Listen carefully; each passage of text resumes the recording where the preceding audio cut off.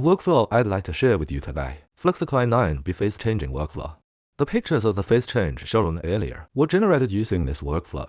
You also saw this picture of them changing faces is just changing faces without changing the hair. How is this achieved?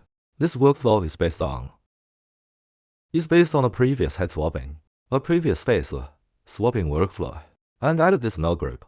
This null group, it is by using this to remove the hair of the reference face, to turn it into a bald head, and then enter the null group behind it.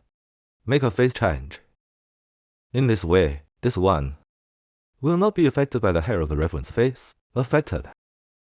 In this way, look at the effect. He keeps his hair, even a strand of hair on his face remains. And the leaves are also preserved. Only the facial features and facial contours. If you use this photo directly to change your face, it will be the same as the result below. Use that keyword to control. It can eliminate the influence of the hair.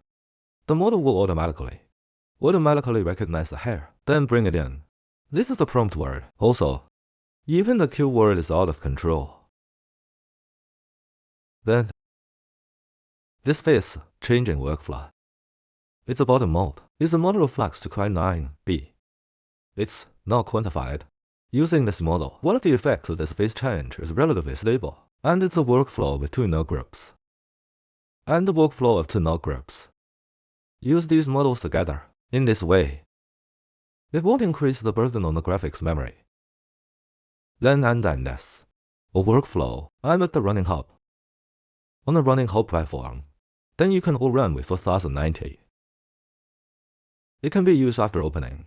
Then if you are interested, you can register login, then fill in my invitation code. You can get 1000 free points.